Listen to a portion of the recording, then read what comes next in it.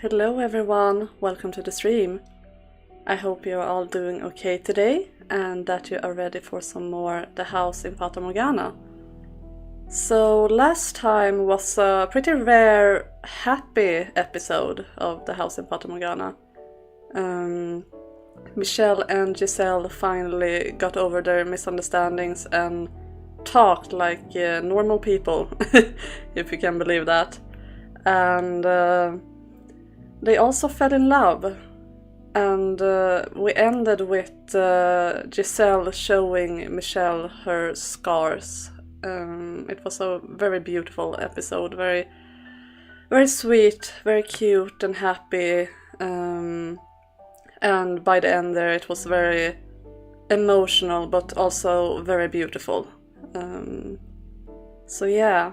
We're gonna continue with the fifth door today, and we will finish this door today and explore what comes beyond. So yeah, I'm excited. I hope you are excited too. Let's just jump right into it.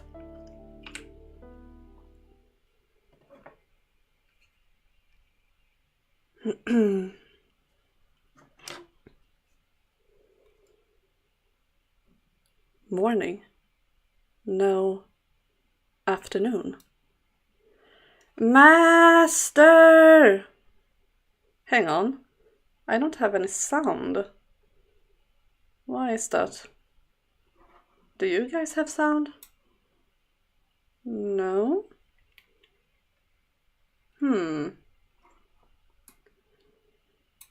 Alright, hang on guys.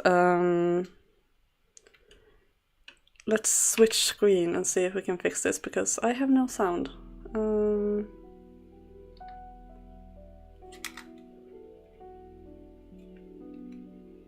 Okay, so this works.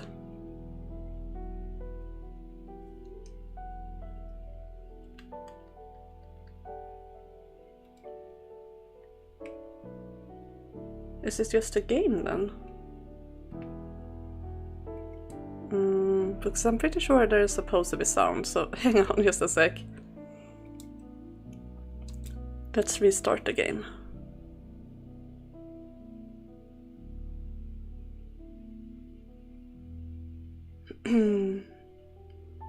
Okay, now I have sound at least, so let's switch back to this screen then.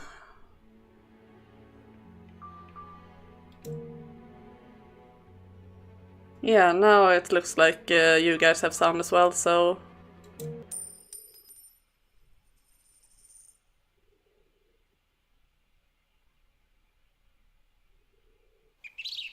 That's more like it. Okay. Sorry about that. Let's try this again. Morning. No. Afternoon. Master! Ah. Good morning. Good morning. Oh, come on. Put a little more oomph into it. Same Giselle as always. I must say, last night was something, Master. I didn't know you had that in you. Ah, just thinking about it. Ow! Hey, that hurt. What was that for? I was struck with an insatiable urge to whack you. Whatever happened to your heartfelt desire to do whatever you can for me? I don't think hitting me counts. You're tough enough to get over a little bonk. You were being so nice yesterday. Where did that go? Hang on guys, sorry. Alright, there. I had moved my chat a bit so I couldn't see it. Now I see you guys. So, would you like to explain why you're making dirty jokes the first thing in the morning? Ah, yeah, just... I was trying to lighten the mood to hide my embarrassment. Fair enough. Alright, But could you not joke about that in the future? I didn't actually do anything to you. No, you didn't. Sorry. Say, could I ask you something? Yes. You hardly ever use my name. It makes us feel so distant. Could you do something about that, maybe? Babe? Oh my god, Michelle. No. Oh my god. No. That is not you at all. Just go with my name, please. We graduated from a master-servant relationship to a romantic relationship, but that is a bit much. Romantic relationship. Exactly. So, in honor of the new us, let's make this last, alright? Michelle? Alright. It's so cute. At the time, the light that had entered our life seemed unreal and fantastical. But I prayed that it would indeed last. In hope of an equally bright future, I allowed myself to rejoice in a moment, letting the unconquered shadows that lurked in my peripheral remain unseen. And we're back in the future.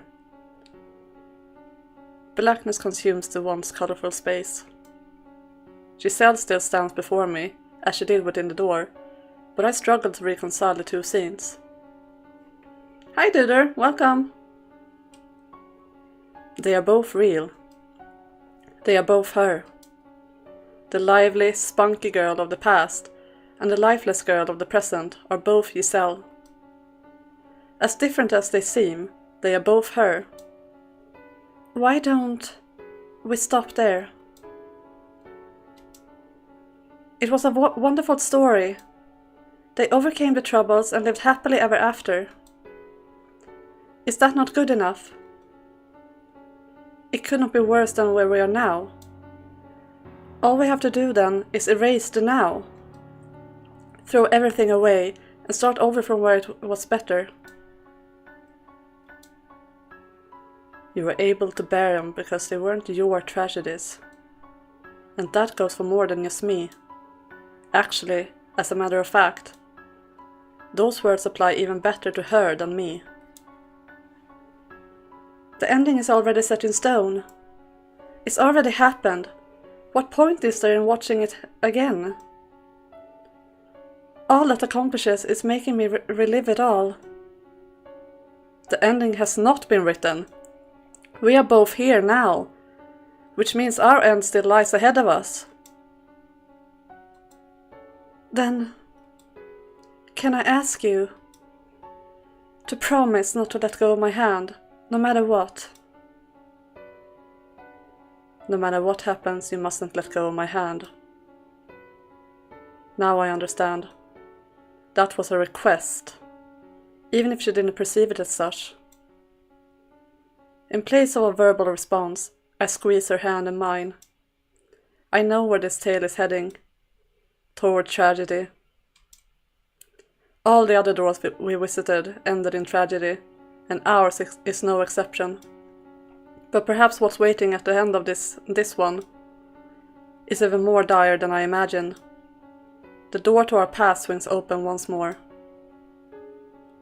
behind which lies the end of me and the beginning of her. I don't want sadness. Not for them. I would be so happy if this just continued to be like a cute comedy for the rest of the game. I wouldn't object. Even though the real story is really, really good. You could have lived in ignorant bliss. Yeah, exactly. It wouldn't be nice, but yeah. it's important to deal with trauma, I suppose. A month had passed since the night with the rose. Right on schedule, the monthly delivery arrived, but in it was a letter that would dramatically change our lives. My father, Antonin, had fallen ill and died. I presumed it was the witch's doing, but she was silent, refusing to respond to my questions. If it wasn't her, then he must have died naturally.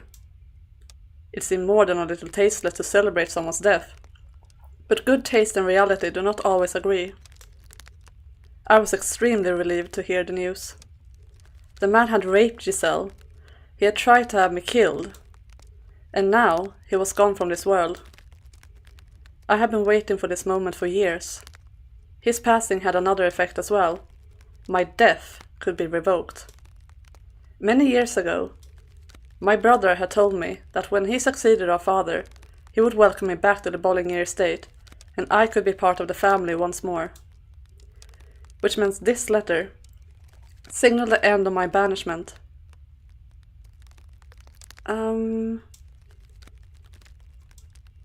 Not sure how to feel about it.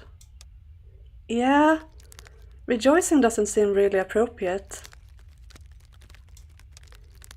But this means you can return home now, right? In theory. My brother is set to take control of the estate, so he should be accommodating. I'm going to write a letter. Have them send us a carriage. It is much too long a distance to walk. All right. I'm excited. What should we do first when we get back to the capital? Oh, I know. How about you stop by my place? My mom and sister won't believe their eyes.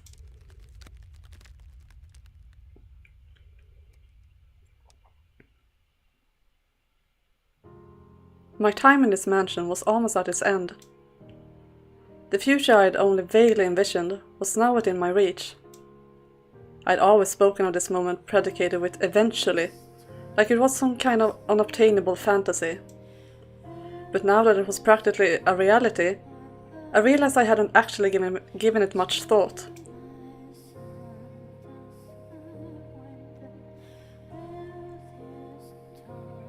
Hey, are you still awake? I am. Not a great night for sleeping, huh? Are you thinking about your family? It all seems so surreal. Yeah, it does.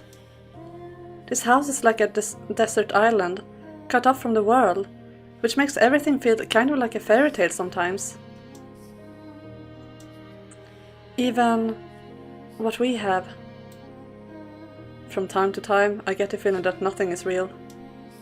That the outside world is just a figment of my imagination. That my entire life only ever existed within these walls.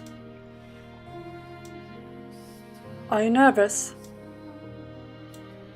Maybe I am. I also thought that when this day arrived, it would be more cathartic. I'm sorry, I'm finally able to take you back to the capital, and I can't seem to get past my own negativity. It's only natural to be nervous. I am too. I haven't spent nearly as long as you living in this mansion, but I know how you feel, because I feel the same way. Not knowing what the future holds, it's scary. You know, I was thinking, I would be okay with staying. I mean, I would love to return to the capital, and I miss my family dearly.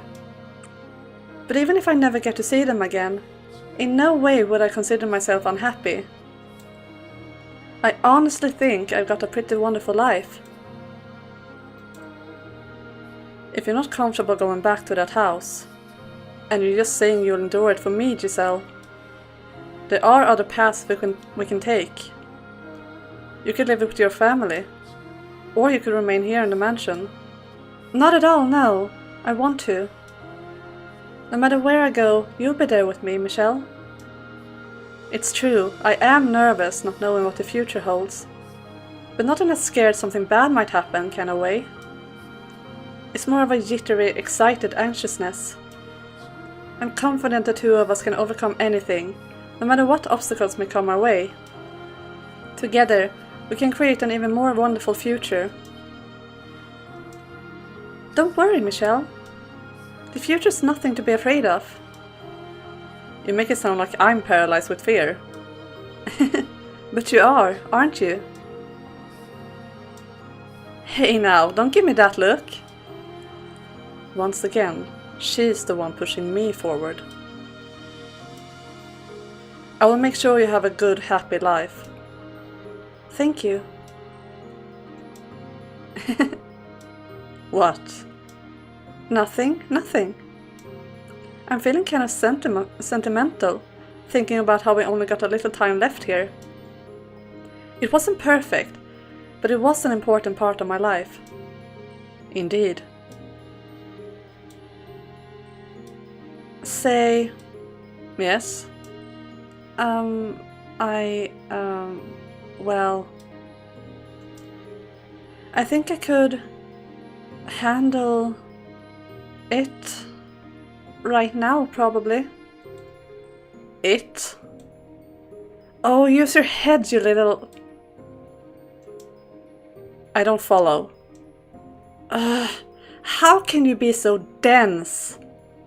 I mean, you know, touching and so forth. You know, take the next step. I'm saying I'm feeling up for that right now. It's not proper for a woman to bring up that subject, is it? Please just say what you mean. I think she's quite clear with what she means. Michelle is just really dense. But I did kind of ask you to wait. And I feel bad leading you on for so long. Yeah. I'm sorry. You're shaking. I'm just really emotional, that's all. You don't need to force yourself if you're not ready. I can wait as long as you need. Besides? Never mind. It's fine, there's no need to rush things. You don't need to worry. Yeah.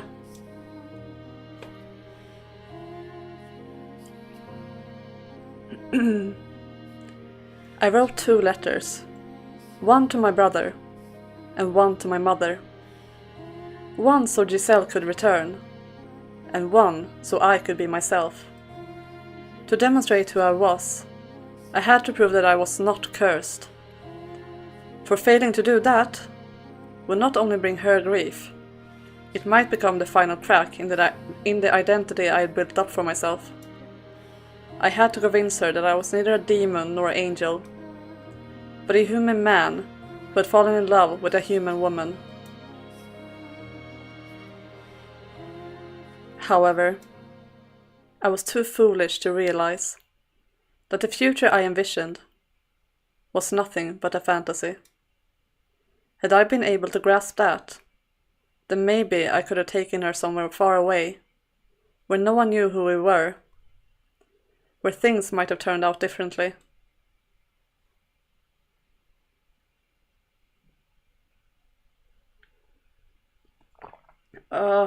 Get ready for pain, guys. Oh, it's been really foggy out lately. I'd rather if we left it when it was clear. It would be terrible if the coachman rolled the carriage because he couldn't see where we were going.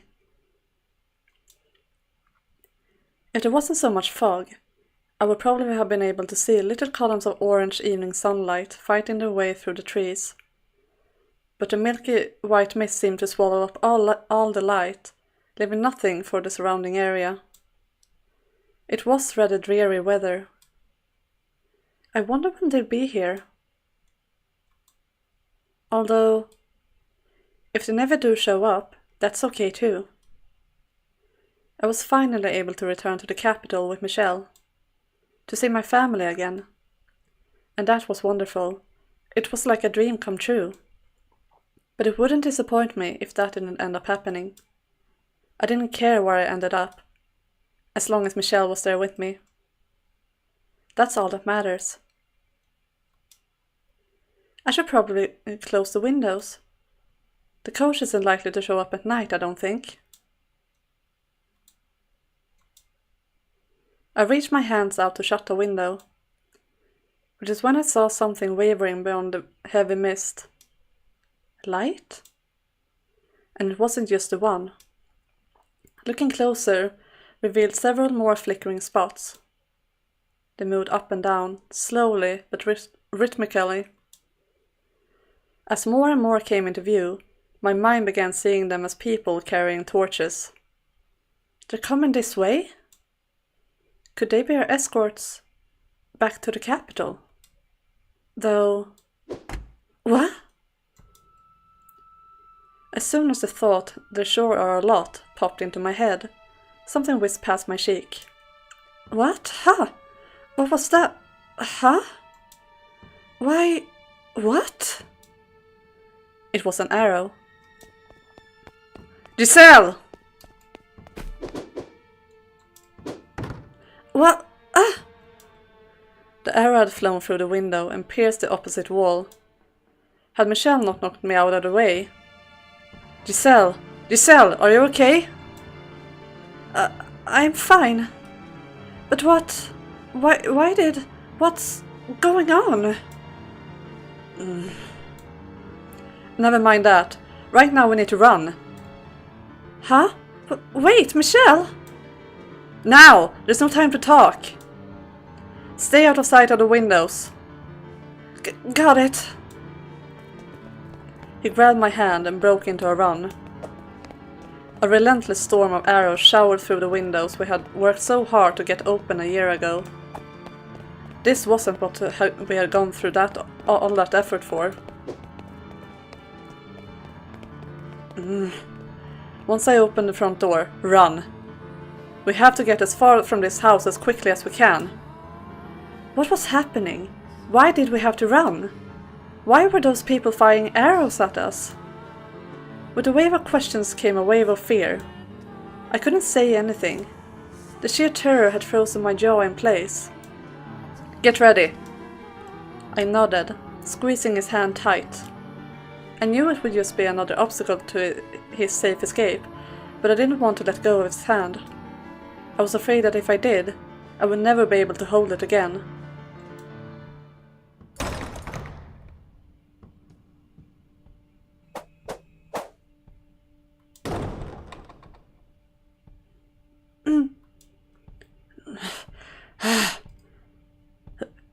Are you all right? I'm fine. But how? There are people out front too?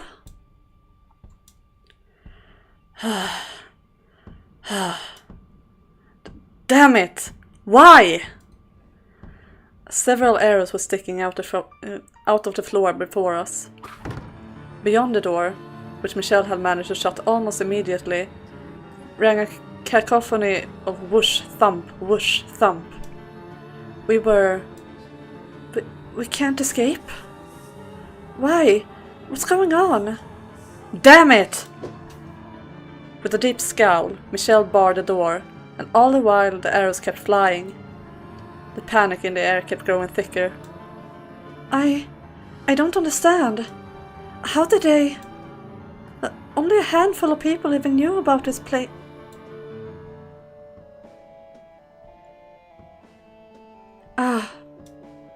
This is all my fault. It's because I told the villagers about this place. They think a demon lives here, not a human. So they're here to tear down the house. They made weapons, bows, just for this. I don't... Ah! There was a deep rumble, and the ground below us shook. I almost fell to the floor. They're trying to break down the door, it seems. Michelle? I'm so sorry. This is all my fault. Because of what I did. No. What? It's not your fault. It's mine. Michelle? I challenged her. And because I did, she made my curse real. What are you talking about, Michelle?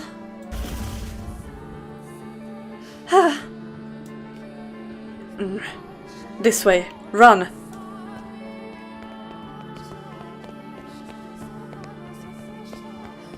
Michelle dragged me through the mansion's corridors until we reached the chamber with the stained glass window. At the far end of the room sat a small door. But where does it lead? I had been aware of the door's presence, but I had never gone inside it. Something about it seemed somewhat different than the rest of the house. I wasn't sure how to describe it exactly, but it felt like shadows had taken root here. The observation tower. A tower? But if we go up there, we're putting ourselves in a corner. It doesn't matter where we go, they have us trapped. But there's a chance that up here... He didn't finish that thought, however. He opened the door, leading me into the tower, his face deathly pale.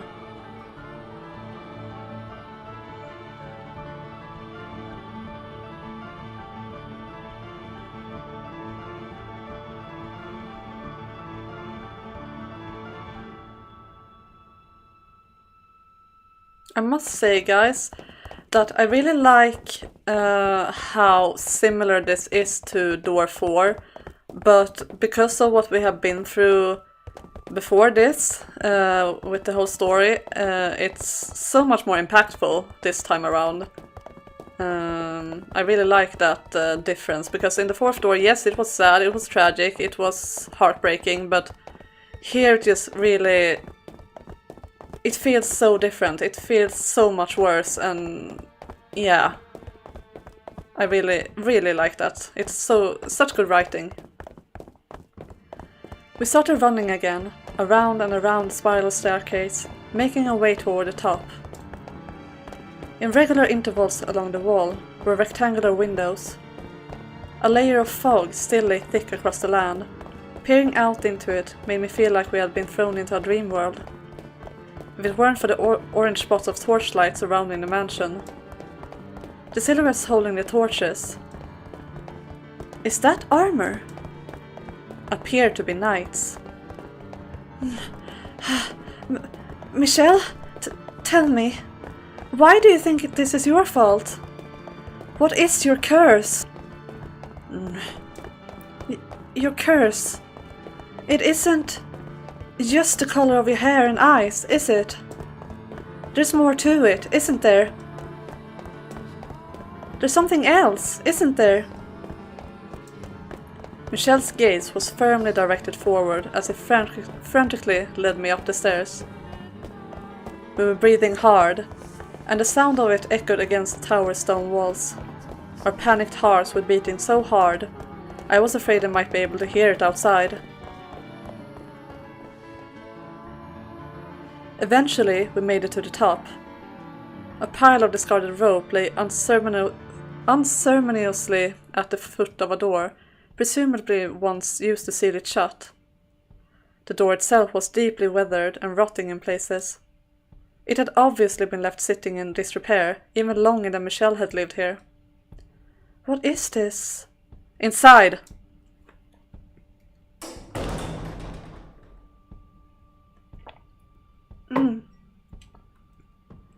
Frigid air nipped at my skin, and it wasn't a pleasant, refreshing kind of cool, but a bitter, oppressive cold.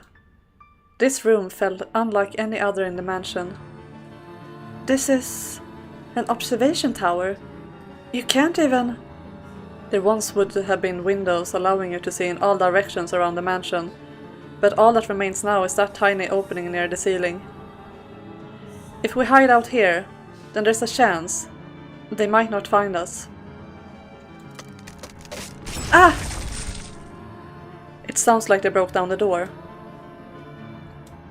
Don't worry, they won't find us. And when they give up their search, then we can get out of here. I'm sure it will all turn out alright.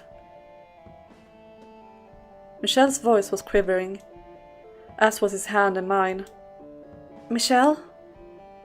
We huddled together, feeling each other's warmth in our arms. My free hand clenched his shirt for dear life. I'm sorry. What? I'm to blame for this. It's my fault you're in this mess. The pain you had to experience, you're being sent to this place, and what's happening now can all be traced back to my being born.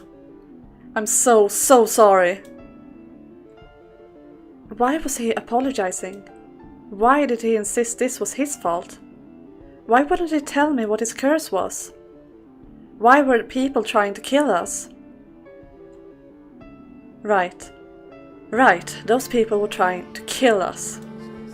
Putting it into words like that made the fear that much more real. The arrows they fired weren't threats. They meant to kill us. Michelle? But with Michelle trembling in my arms, I couldn't bring myself to ask those questions. What meaning would those answers even have, with death lurking so close behind us? All I could do was pray. Pray that he was right, that they wouldn't find us, and we would be able to escape. However... Over here! There's a door! And stairs leading up! My hopes were shattered by the sound of voices from below. I could hear a faint clanking of armor.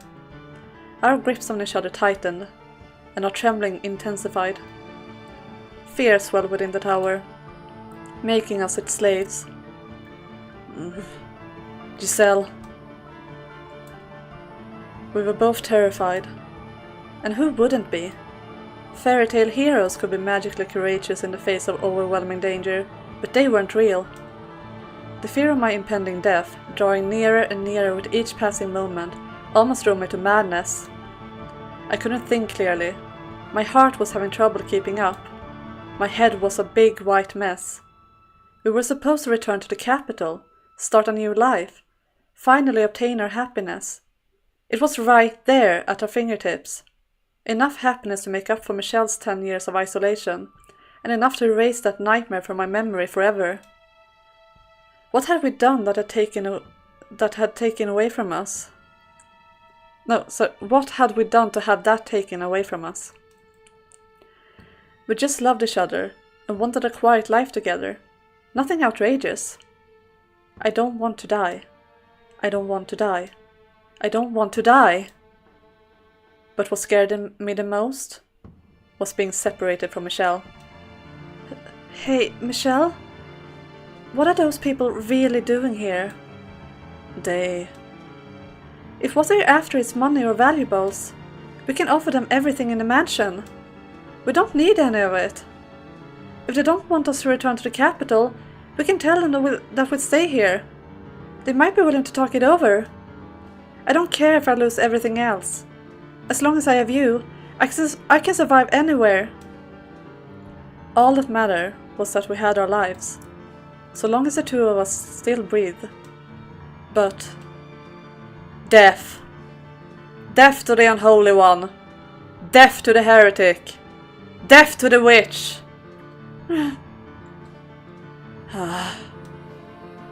Despair hung over us like the fog outside. There were no heretics, no witches, no unholy ones here, but they would probably never listen to us. The moment we stepped outside of this room, we would be dead, no matter what we said. Michelle? I'm alright. It's okay, Michelle. I'm not scared. You're here with me, after all. I'm fine. It's all fine. So please, hold me. Until it's all over. Please, stay with me. Finally you speak. Michelle? He wasn't looking at me, though. His unfocused eyes were directed upward, not toward any particular point, but wandering aimlessly. His purplish lips appeared to move, as though he was speaking. but no sound came out. Hey, Michelle? Are you alright? Come back to me, Michelle. I grabbed him by the shoulders and shook, but he didn't even seem to notice. No matter how many times I called to him, he didn't look down from the emptiness above. Michelle! Giselle. Finally, after far too long, his gaze slid down to meet mine. He looked defeated, exhausted, and cornered all at once. I was scared too, but his fear seemed to have consumed him entirely. Please hear me out, Giselle. I never thought anything good would become of my life. I never thought I would find anyone who truly understood me, who would be happy to have my love. And for that, I hated the world. I was in constant torment, living in the shadows. But then, a single ray of light shone down on me. Michelle. You, Giselle. You delivered me from the darkness. I'm scared, Giselle. I'm terrified. I used to think my life was meaningless, that it didn't matter if I lived or died. But now, I can't stop shaking. That's perfectly normal. I'm scared to death too, but what scares me the most is losing you. Michelle. I should have noticed. Noticed his arms were tensing up. Noticed and stopped him. So please, allow me to repay you. I said I would do anything for you, so let me do this. I haven't given you anything. I haven't done anything for you. So give me one final chance.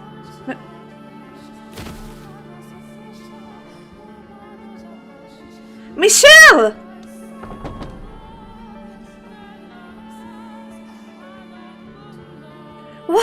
What are you doing? Get back in here, Michelle! What? Why? The door! I can't open it! I shoved on the door, trying to go after him, but it wouldn't budge even the slightest bit. It was as though there had never been a door there at all, merely a wall disguised as one. It wasn't someone holding it shut from the other side either. I pushed and I pulled with all my might, but I couldn't even manage to eke out the tiniest crack. Michelle! Michelle! What did you do to the door? Come on, get back in here! I don't want to lose you either! Say something, Michelle! You're out there, aren't you? Please! Please don't do anything rash! They're going to kill you if you're out there! Giselle, the witch told me. What? That she would ensure your safety.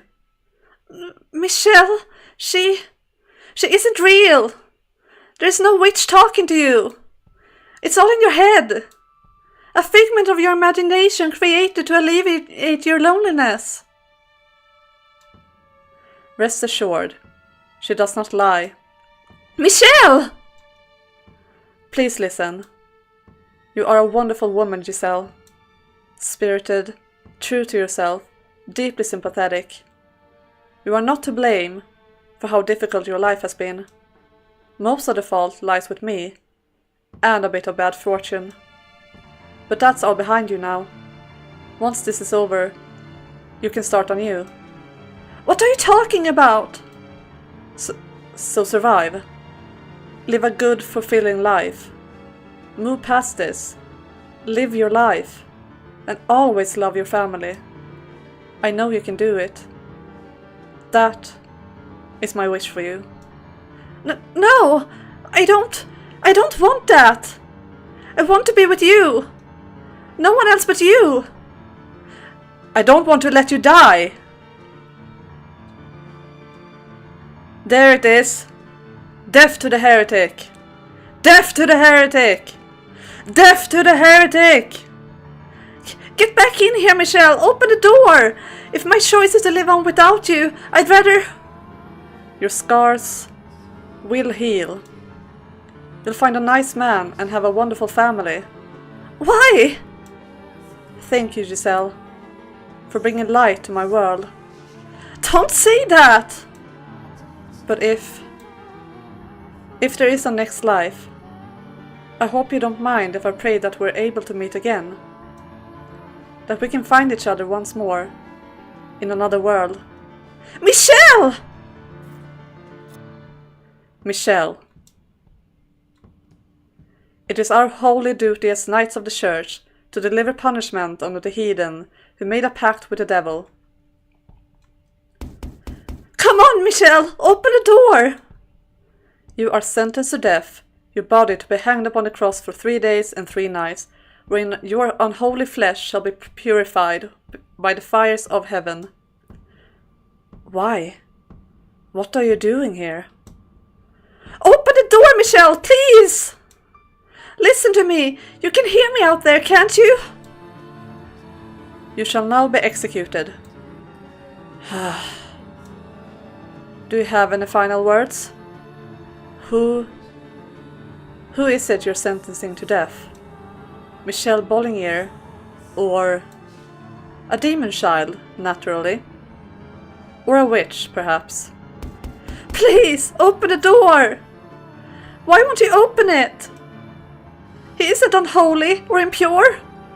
He's a perfectly normal human and a very sweet man. Yes, I'm the witch. The witch is in here. I'm the one you want to execute. Kill me. Execute me! Now I see, Giselle. This world. Kill him!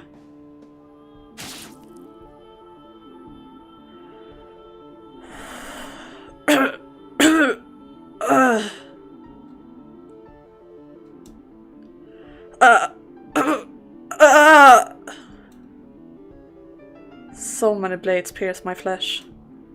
A sword in my chest, lances in my arms and shoulders, arrows in both of my legs. I could hardly even tell what hurt anymore. There was an unpleasant sound in the tower, almost like a heavy rain. It was the sound of my blood spilling onto the stone. Red. It was red, just like anyone else's blood. It didn't flow into unnatural patterns. It didn't turn into black demonic shadows. It didn't cause anyone who touched it harm. It was just ordinary red blood. Regardless, this body was probably still cursed. It had to be. I couldn't hear Giselle's voice anymore. I hoped she was safe and alive. I prayed that at least she would be protected. That the witch would keep her promise.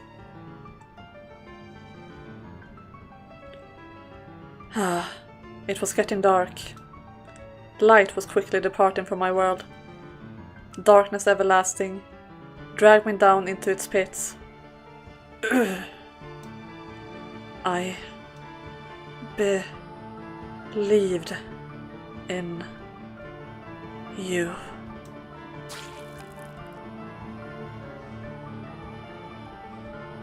Michelle? Michelle! Hey, say something! Talk to me! Hey, what's going on?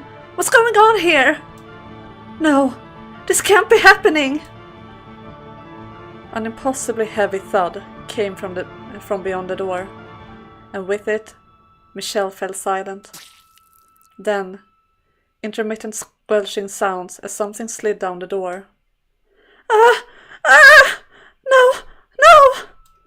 No, this can't be. Why? I pounded on the door with all my strength, but still it refused to give. The skin of my hands eventually going raw and beginning to seep blood. Why? Why should Michelle have to be killed? Tell me why.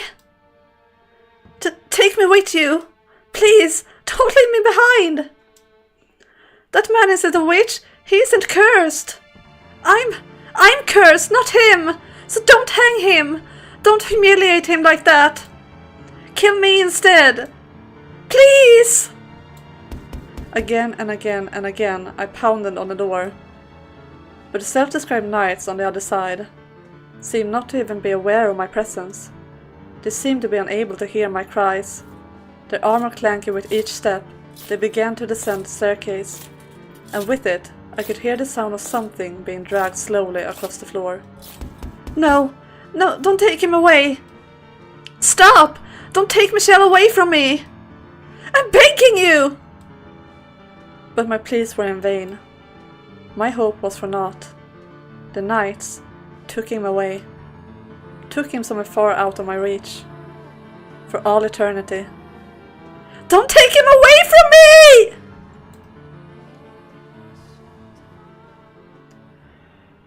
Oh, guys, are you okay? I'm not sure I am. My voice is definitely not okay after that. Oof. You hope you will be as brave as Michelle in that kind of situation? Yeah. Not many people are, I would say. I don't think I would be. Definitely not. I would be panicking hard. I might be maybe seeming that cool, but probably because I would be like paralyzed by fear or something. Or I would be just screaming and shouting at the top of my lungs. It's one of those two, but I would definitely not be as cool as Michelle, for sure. Michelle. After much too long, the door swung open all on its own. It happened so unceremoniously, it was hard to believe I had actually been trapped inside. I had no idea how much time had passed, but the chill in the air suggested it was deep into the night. And with the biting cold, there was a stench of blood. I think some people can shut it out and just do their duty, kind of like soulless in desperate situation. Yeah, I definitely think so too. Like I said, I'm not one of them, I think. I would either be like paralyzed or super panicked. But who knows? I hope I will never find myself in that kind of situation. Because that would be quite horrible, actually. I'm very happy that this is just fiction. Hi, Elrin. Welcome.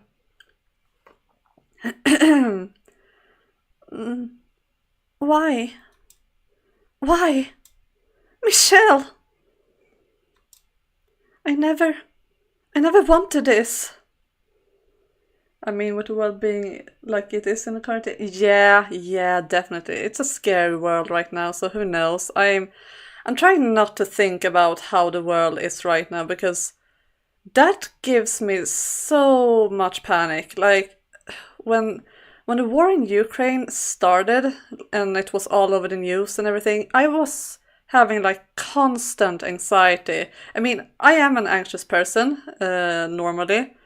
But it was so intensified by that, and just reading the news, and I was certain that I would like die within a week or something. So yeah, the world is scary right now, so who knows. But I really do hope that we will be okay and that we will never find ourselves in this kind of situation, because that would be awful.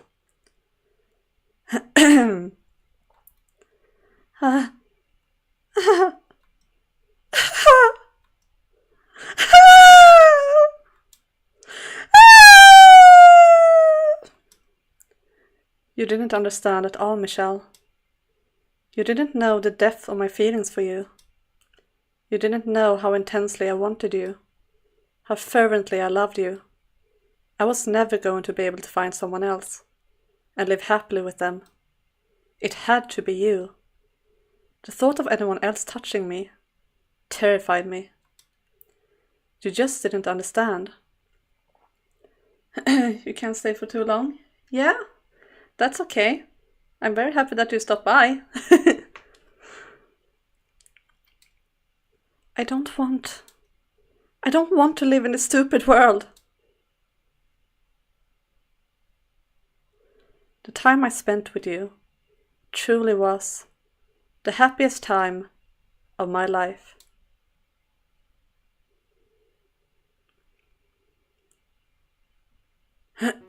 My god, my voice is so... it's kind of broken after all that screaming. Luckily I have a glass of water beside me. I remember everything now. You died on that day. You were killed. You disappeared from this world and left me behind. That's right. I remember. I remember the pain, the agony of death, and the fear. I did indeed die that day. You refused to listen to me. Do you have any idea how it felt? To feel you dying from the other side of that door? Giselle. I wanted you to take me with you. Is this what you wanted to see? My memories, the traces of my life on this earth, end there. In order to find your truth, we need more of the story. Very well then. If you want more story, I will tell you more. What comes next is both a continuation and a brand new tale. The Maid's Tale. When you've heard it all, I expect you to commend me for not forgetting how to smile.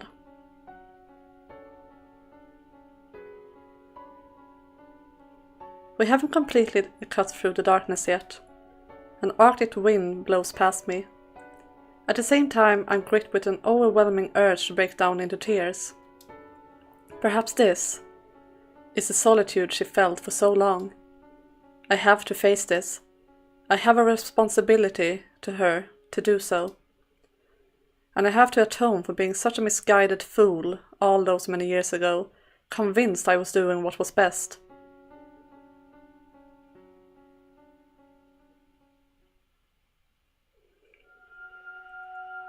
The sixth door, guys.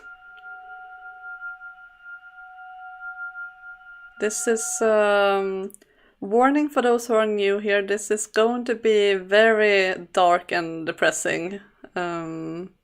Just be aware of that. This is my tale, and the Maid's Tale. A tale of a foolish, naive girl. Looking back on it now, I'm ashamed of everything.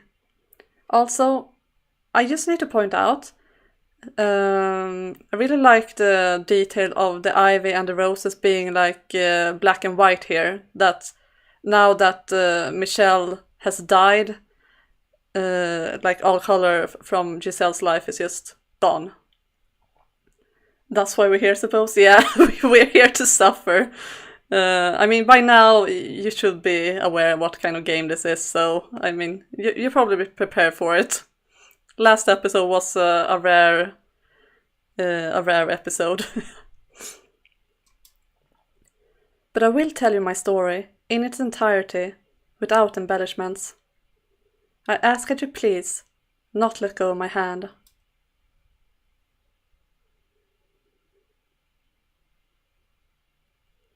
The only things the knights left behind were a garment and a large pool of your blood. Blood had seeped into the fabric, and it was beginning to dry. When I clenched it in my hand, it made a soft crackling sound. The oppressive stench of death lingered in the tower. Michelle, there's no point in a life without you. You know that, right? Have a wonderful family. You know I can't do that. Hey, Michelle, answer me. Come back to me. I don't care if it's as a ghost. I just need you here with me. Come back to me. Talk to me about nothing and about everything. Be irritated with me when I do something stupid. Scoff at me whenever I tell a bad joke. Trounce me at chess again. Put your arms around me. One more time. Come on. I'm begging you. If you won't come back to me, then I'll go to you. I don't care if it's not what you wanted for me. This world without you is meaningless. Dying won't guarantee you to get to see him again. He spends all this time refusing to talk to me, and when he finally does, he begs me to save his love. Oh, how the mighty have fallen. Rather disappointing, to be honest. Who are you? Where are you? Quite daft, aren't you? Within these walls, I am everywhere. And you've heard of me before. What? I have no... Heavens, you are slow. Is that pretty head of yours only for decoration? What? But no. There's no one else. You might be thicker than these walls, my dear. Although, I suppose I shouldn't be surprised. You never did believe anything Michelle said about me. You thought he was going mad. This is brilliant. No, there's no way. It can't be. The cursed witch. Morgana? Oh, you even know my name, do you? It would appear my legend has survived longer than I expected. I suppose I should thank all the humans who pass it down for me. You actually exist. I most certainly do, my dear. As I recall, you don't believe in the supernatural, do you? But it's hard to deny when that very witch is talking to you right this moment. Michelle was not even slightly mad, my dear. I told him he was better off without his sanity, but he refused to listen. He wasn't deranged, his surroundings were. His environment, the people around him, his whole world. Can you imagine how dreadful that must have been? To be the only sane resident in a world gone utterly mad. It's a miracle he managed to keep his head. Remember what you said just before he died, my dear? You said it was all in his head. You said he couldn't tell the difference between illusion and reality. You said he had long since gone insane. Shouted it at the top of your lungs. No, that's not what I meant. Ah, poor Michelle. If only you had believed him about the witch. I feel bad for you too, though. You have my pity. What did you ever do to deserve this? Oh, and just to be perfectly clear, I played no part in either your or Michelle's misfortune. The only force to blame for that is fate. You were a good, honest, joyful, lovable woman. And look at how the world treated you. May I ask you something? Was it you who sealed me in the tower? Yes, it was. That was what Michelle wanted. Once, I told him I would grant his wish. So I did as he asked. Though it looks like that ended up causing you even more pain. How tragic. So, you're planning to die? Are you hoping to reunite with him in heaven? That plan's destined to fail from the outset, my dear. God teaches that suicide is a sin, and you'll go to hell for it. Then, I will not kill you. Why not? Because I swore to Michelle that I would save your life. Poor Giselle. If you have any other wish, I'll be happy to grant it. I can't bear to see you so miserable. A wish. You have but a single desire right now, to see him once more. Isn't that right, Giselle? Are you saying you can make that happen? You'll bring him back to life for me? The forces of life and death are outside my realm. That is God's territory, or the angels. However, I can guarantee you this. His reincarnation. No, his reconstruction. His reconstruction? Yes. You can meet him again. Not in this life, but in some future life. Just imagine it. Finding your beloved again after overcoming so much tragedy. 10, 20, maybe 100 long years from now, you're finally reunited. Doesn't that sound marvelous? True, unparalleled love in its purest form. What do you think? Just because you can bring his soul back doesn't make him Michelle. I want to be with him, that brusque, impenetrable, slightly immature, but gentle as a butterfly man, the man who sincerely, deeply loved me. And I will be totally broken down. Yeah, definitely. I agree with that. If it's the same soul in a different body, can you still call him my Michelle?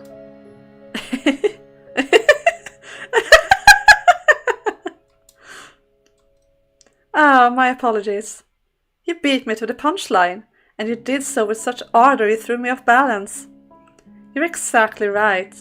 The idea of that if your love is strong enough, you can both be reborn and have exactly the same relationship is utter fairy tale nonsense. You must be the same people to have the same love. Which is why I am not promising his rebirth or reincarnation, but his reconstruction. Your wish can become reality, Giselle. As long as you wish for it with all your heart, it can come true. I'll wish for his reconstruction as well. You have a witch asking to make this happen, my dear, so you can be confident that it will bear fruit. And you wish for him to remain as himself. If he truly loves you, and he too wishes to reunite with you, your wish shall be granted. Will you really wish with me? I most certainly will, my poor, pitiful, dear Giselle. I shall offer up my most heartfelt praise for you. I'll wish for it. Until the moment of my death, I'll keep wishing for us to be reunited as the same people. I can't guarantee your reconstruction, though. What? I only said I guaranteed his. Michelle's the only reconstruction I will wish for. I will not ask for yours.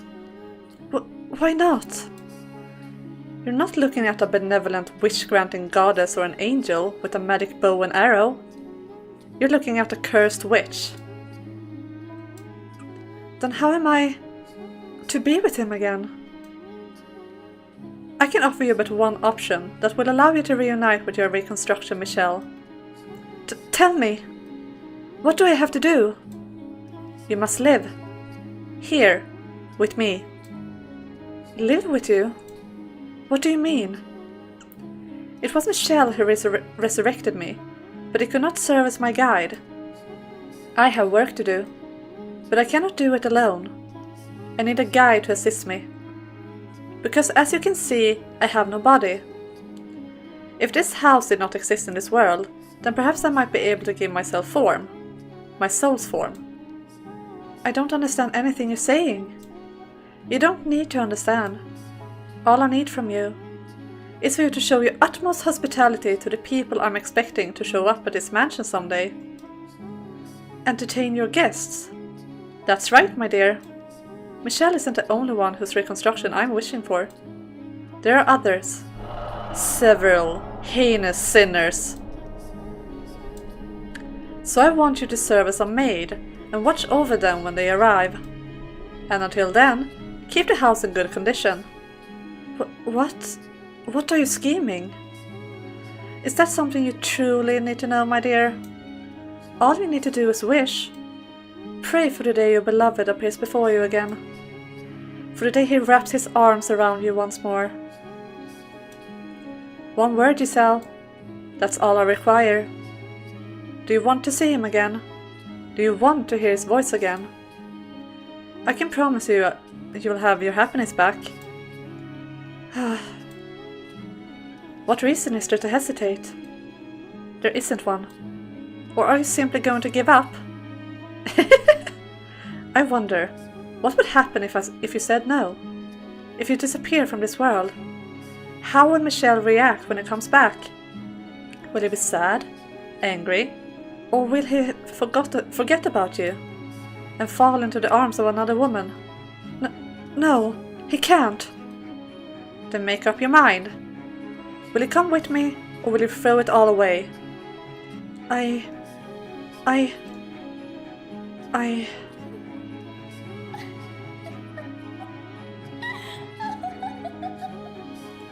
If I had given it a little thought, I wouldn't realize she was manipulating me. I mean, he kinda did. No, he didn't. That door was fake. That did not happen. It wasn't real. But she was just telling me what I wanted to hear. But I believed her. I accepted her proposition. As unbelievable as it sounded, my desire for it to be real overpowered everything. It was impossible not to grasp at the straws she was dangling in front of me. That was all I could do at the time. The witch's voice also had an inexplicable power to it. It made me believe, as outrageous as it was, that she really could bring you back, reconstruct you. Maybe because I had seen her turn a door into an immovable wall. Or maybe because I'd heard her disembodied voice. But I don't think those are enough to explain it. My guess is, she had me under her spell. That was the moment I became the maid. But I assure you, I was at this point still the same Giselle you knew and loved.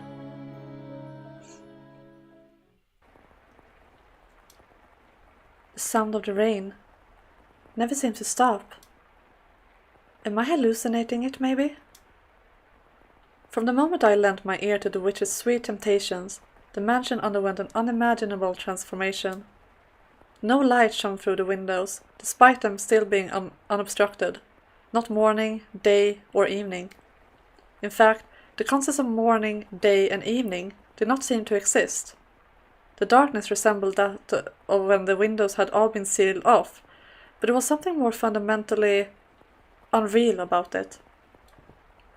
Like it was hovering over a vast, all-consuming abyss within a constant haze of malice. I felt like I had been cast into some unknown realm, and that was why there was nothing beyond the windows. And the house was not the only thing that underwent changes. I too was no exception. In the blink of an eye, all my basic human urges vanished. I stopped feeling hungry, and I no longer needed sleep. Naturally, I was bewildered by what was happening to me, what I was turning into. I think I'd take a look around. Maybe there have been other changes.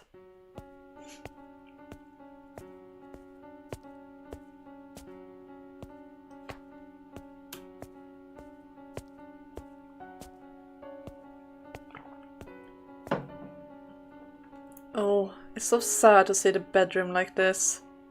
It used to be such a light and happy place for them. So I meandered through the mansion's halls. My original intent was to explore the entire house, but I found myself drawn toward the one room in particular. That's right, your bedchamber. There was no light, not a trace of color remaining in your chambers. But the bed was still the same shape, the walls the same texture, the curtains the same design, as when you had been alive.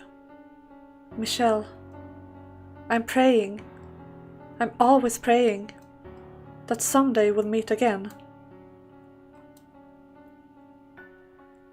Oh, there's something hidden under the bed. What could it be?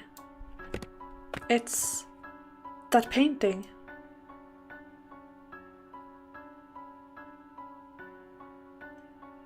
I never did get to ask why he got so angry about me seeing this. I'm sure it's something he didn't want to be reminded of. Perhaps having to do with his family. I was right not pressing him about it.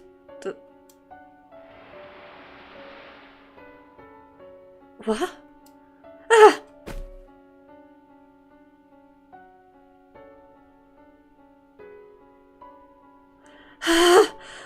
What the? Okay, bye Aldrin. Have a nice evening. Did the painting just smirk at me? Oh God. Ah! Oh jeez, Giselle. What are you doing tripping over yourself? It was just that accursed witch messing with your head. No need to get spooked over a tasteless prank. When I stumbled, I guess I knocked a drawer open. There's something inside. Letters, it looks like. I shouldn't touch these. They're not mine. But I want something of Michelle's to have. Something to remember him by. His letters would have be in his handwriting. They would contain his words. Please forgive me, Michelle. I don't mean you any ill will, but I'm going to take these. I must say, there are an impressive number of... Ah! What on earth? It's like someone dumped an inkwell on every page. But why? What's this? The witch is doing too? Yeah, it has to be. It must have been her. It definitely wasn't you, Michelle. Was it?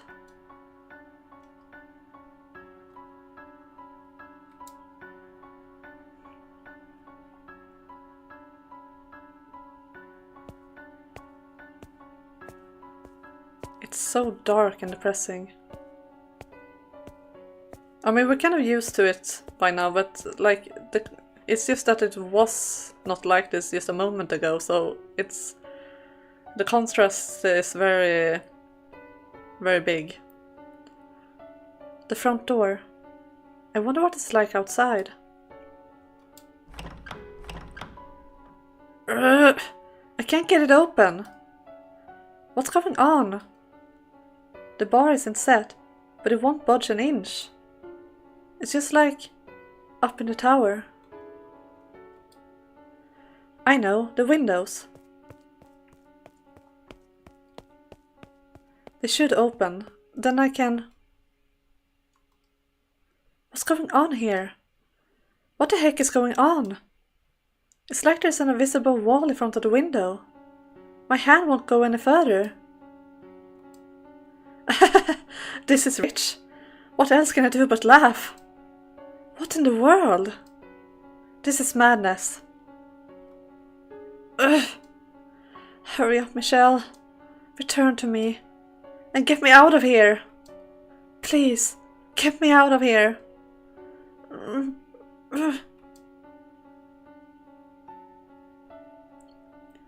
I had no idea how to explain anything that had happened to the mansion, but it was clear enough that I was imprisoned within its walls.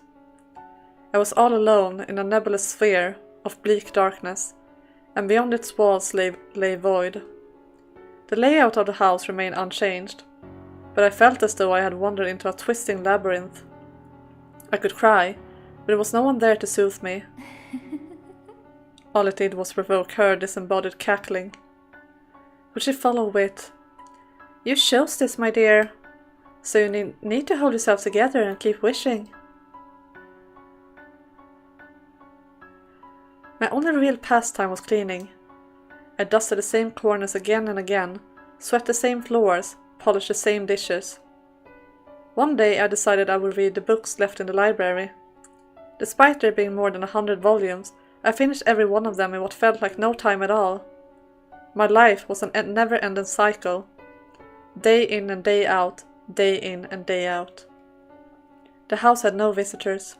No one, rather nothing at all, set foot upon the property.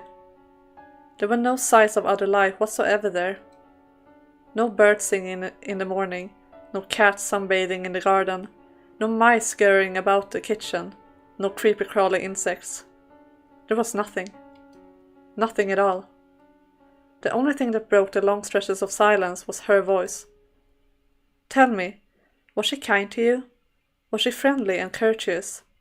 Because she was quite harsh when she spoke to me. These were the kinds of things she was always saying to me. "He didn't show up today, did he, my dear? Are you still praying, my dear? Do you think he'll actually come, my dear? I'm still wishing, just like I promised, my dear. You know why he hasn't come for you, my dear? Because perhaps he doesn't actually love you as much as you thought. My dear, my dear, my dear. Have you lost your mind yet? Shut up! I had enough! I'm done with you! Enough! Please, enough already! Oh, what's got you so worked up? You love to talk, don't you? So why not have a nice little chat with me? This is not a chat! Maybe not in your mind, my dear. You seem to think that chatting only constitutes conversations you enjoy. But I don't think the word's usage needs to be so restricted, personally. You're just getting off on watching me squirm. Oh, not at all. You'd have all my best wishes if he ever does show up for you. No wonder she has no friends. You're not wrong.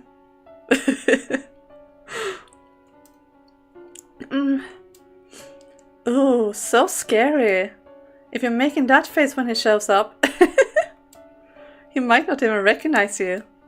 What? You haven't looked in a mirror recently, have you? Go on then, my dear. See just how frightful you become.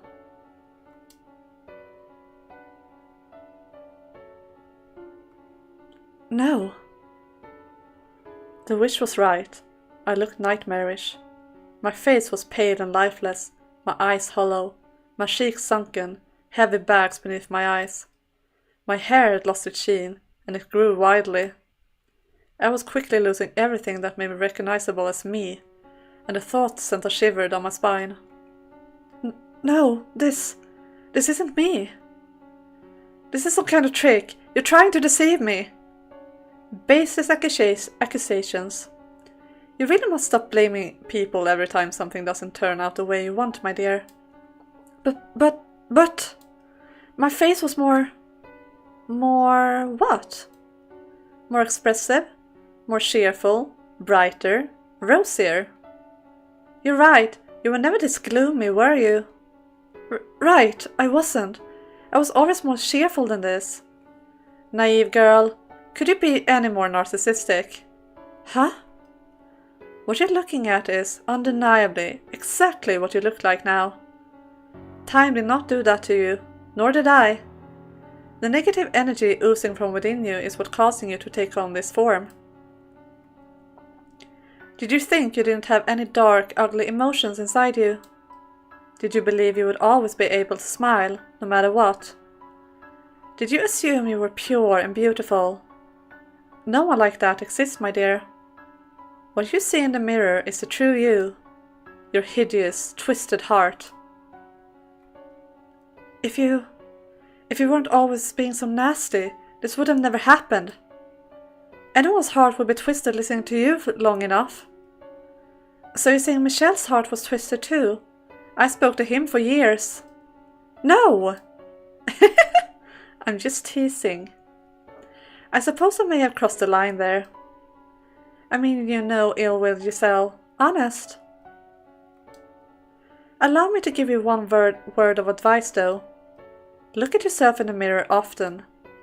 If you continue to deteriorating at this rate and end up looking like a corpse, when Michelle comes and sees you, he won't jump for joy, but run away, screaming in terror.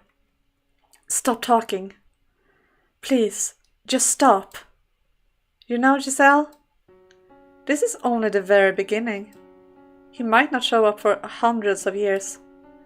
I can't live that long. Absolutely brilliant. You still think you're alive? What? The moment you agree to come with me, you cease to be of this world. So don't worry about time, my dear. You can wait as long as it takes. As long as it takes for him to arrive.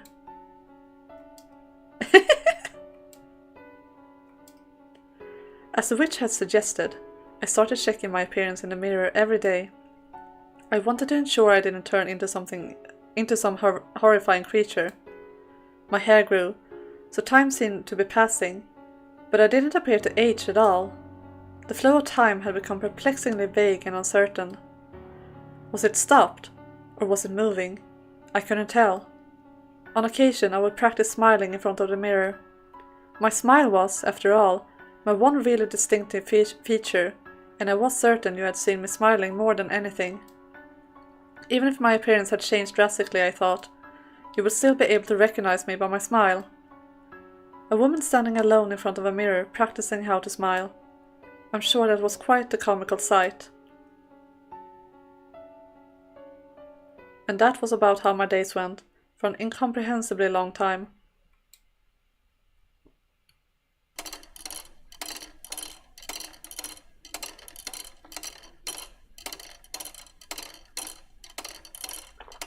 Poor Giselle. She really has, gotten all the worse in all of this story. For the first 100 years, I kept track of how much time had passed. An hour, a day, a month, a year, 10 years, 50. But once it had surpassed a person's average lifespan, the counting started driving me mad, and so I stopped. My sense of time began to numb. In place of sleep, I spent my days in a trance-like state. Doing so, I was less aware of the passage of time, which made it a little easier to bear. Suspended in this bubble of time, my mind went out to you.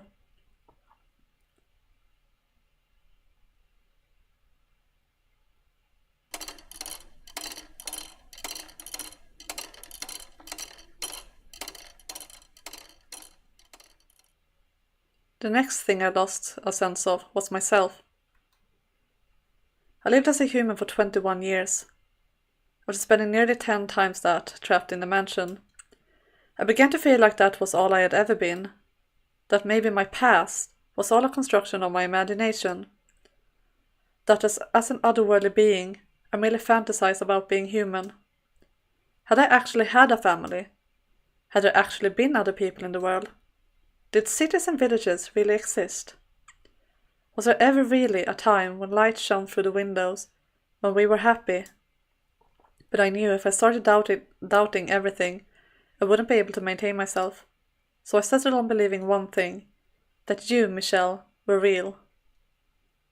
I almost expect a smooth bass line and someone singing money after that sound effect. Yeah, no, it's more depressing than that.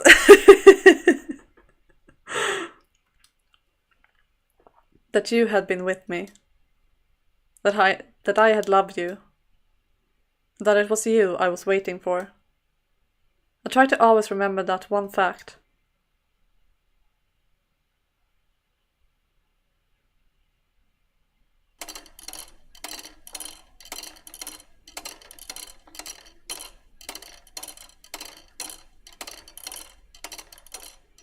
My characteristic energy and cheer were disappearing.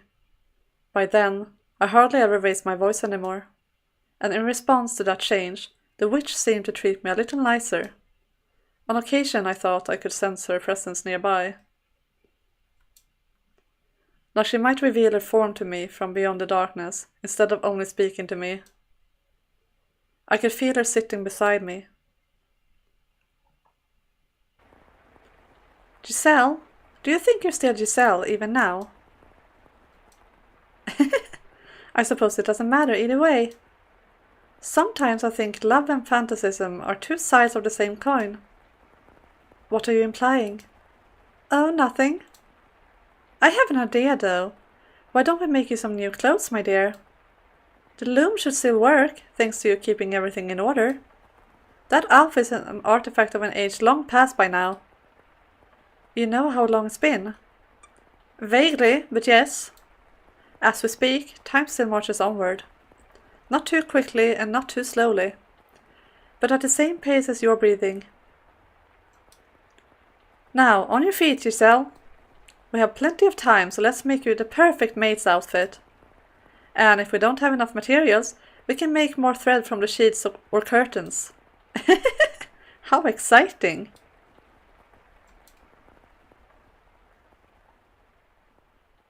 Following her instructions, I wove garments in a style that did not exist in my era. They were quite strange to behold.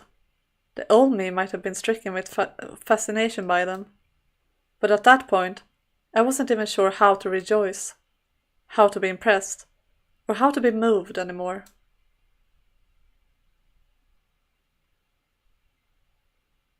Her depression is hitting hard.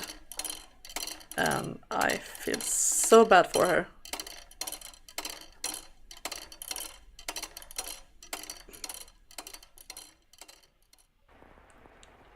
sounds like rain again.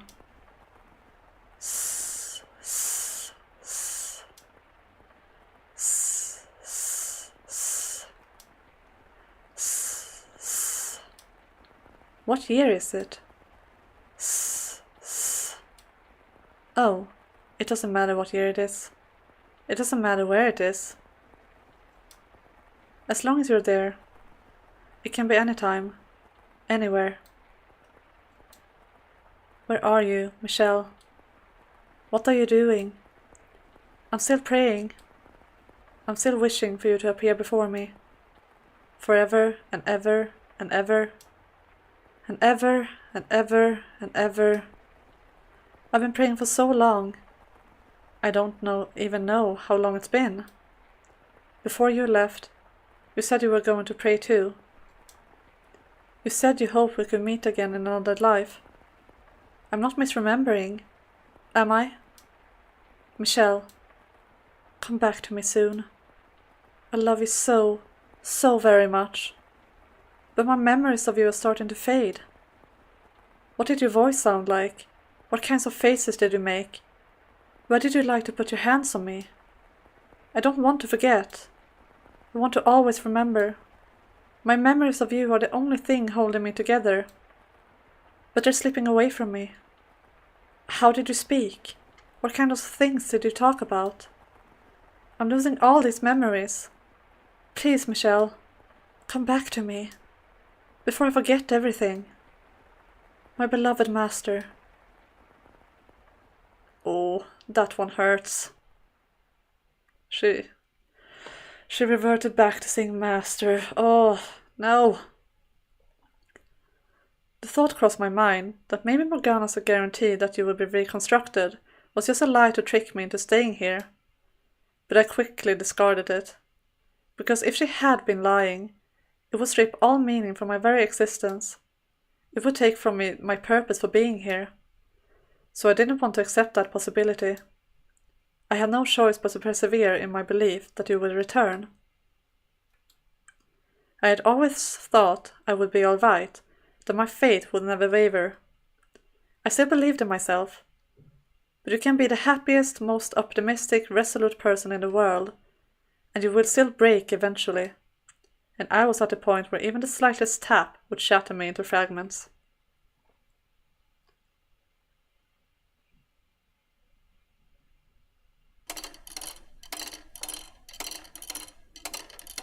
$15.91.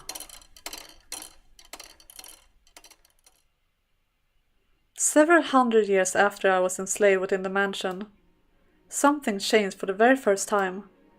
Sunlight, which I had not seen in all that time, shone in from outside. At first I did not believe it was real.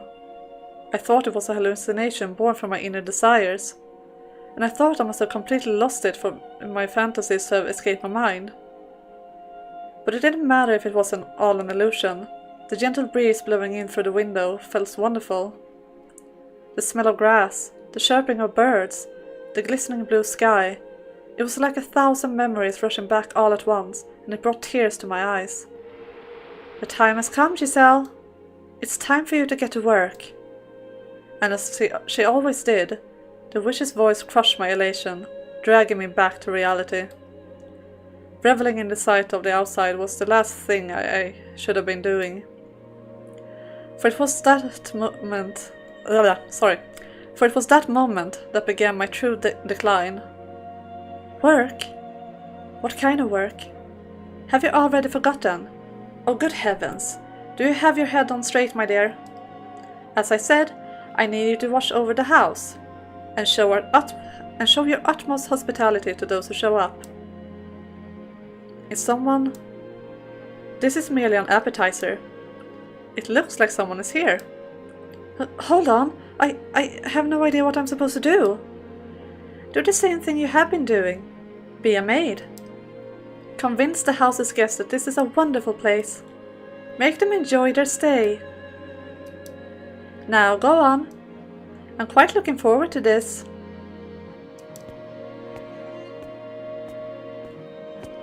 The bar has been removed. But will the door open?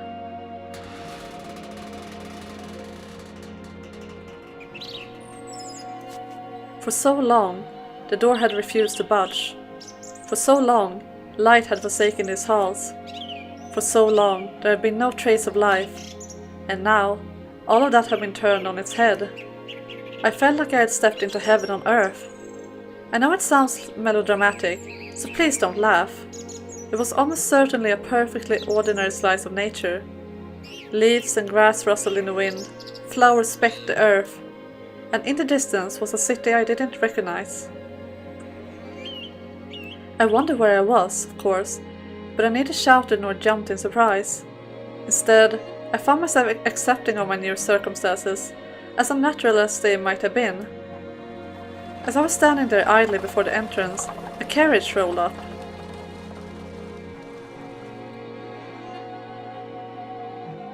What? A god? Okay, a god? Could this road be any more bloody worse? It's in dire need of paving on top of everything else. And who might you be, young lady? That outfit? He's speaking a different language. The middle-aged man approached me. From his attire and the way he held himself, he appeared to be upper class. However, the words coming out of his mouth were not in the language I had grown up speaking. Could a mansion have moved somewhere far, far away? Naturally, I had no idea how such a thing was possible, and the longer I stood there staring at him absent-mindedly, the more incredulous he became. My immediate mission was to overcome the language barrier. Fortunately, I suppose, I was able to understand bits and pieces of what he had said. As merchants in the capital, my family did business with people from other countries, and as a result, I had learned a handful of words. The problem was, it had been so long ago, I had no confidence whatsoever in my ability to hold a conversation. I am a servant. Servant? Can't say I remember asking for a lady servant, but I suppose these things do happen.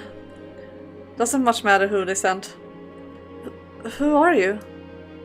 You weren't informed? Bloody hell. Off to a great start, I see. Well, what can you do, I guess. Name's Hayden Rhodes. Just a retired old man. As I am sure you have already guessed, this man was the Rhodes siblings' grandfather. He was also the first person I served under as the maid.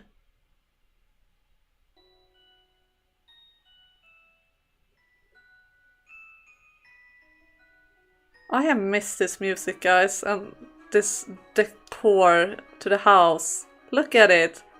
We're practically back at door 1. It's been such a journey.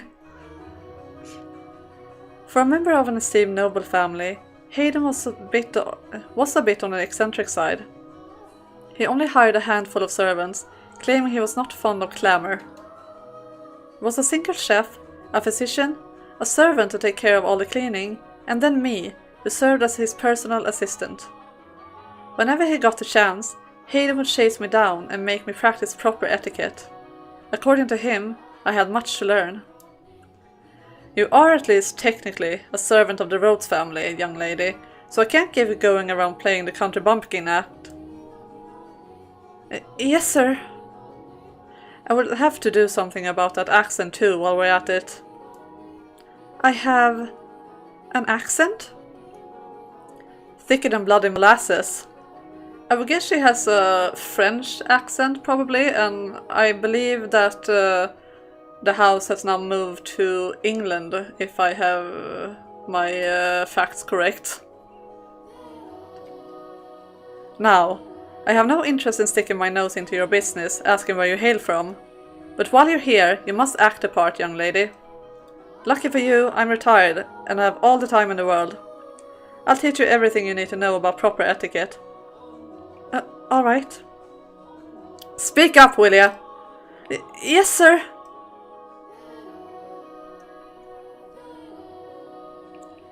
Hayden did not go easy on me either. In addition to my day-to-day duties, I studied etiquette, the language, proper pronunciation and formal dictation. Anytime I made the slightest mistake, he would shout his dissatisfaction. Listen carefully. A servant is the face of a house. A servant's gaff is her master's gaff. Considering the bloody England is probably right. Yeah, I know. I think it is England. Because if I remember correctly, in the first door they also mentioned that it rains often, which is very typical England, so I believe so. And we do know that Giselle and Michelle are from France, so the house has definitely moved, and probably to England. Always keep this in mind. You're not just a maid. You must always act with elegance and grace. You must always maintain your composure, even if the house is falling down around you. Whatever happens, you deal with it quickly and quietly. Your language must be immaculate. No ums, or pauses. For any reason. Yes, sir. No stammering either. Sorry. Bloody hell, you're not going to make this easy, are you? Whose idea was it that a country bunking would make a good servant? I'd like to give him a piece of my mind. I'm not from the country.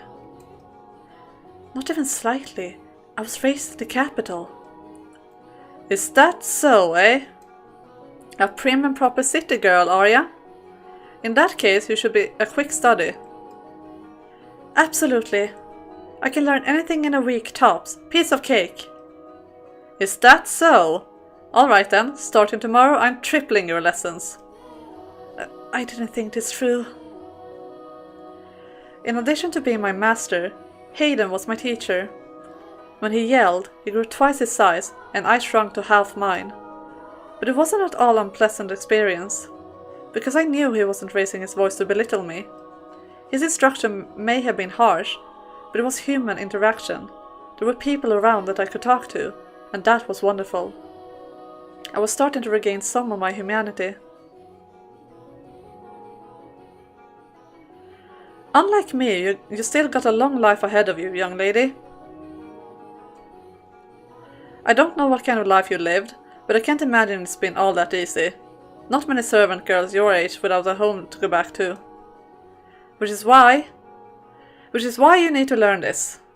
Once you got all the rules and customs down, you'll be able to hold your own at any noble's estate. You shouldn't have any trouble keeping yourself employed. I'm sure you think I'm just a loud, obnoxious old man, but I believe we met for a reason, so I hope you'll stick with me. I don't think about you like that at all, master. You're a remarkable man. One more time. I deeply appreciate your generous consideration, master, from the bottom of my heart. Aye.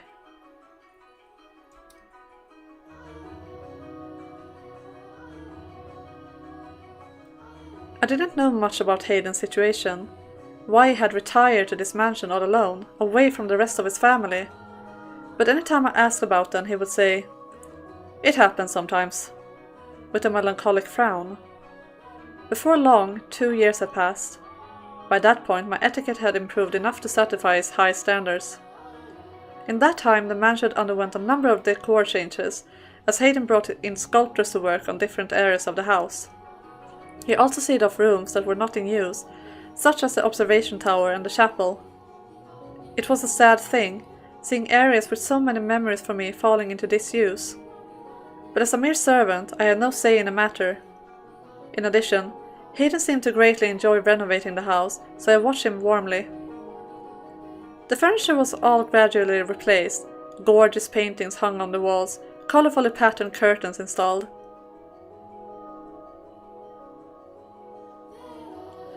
And a brilliant rose garden planted. These roses come from all across the world. Nowhere else can you see so many different varieties in one place. It's beautiful.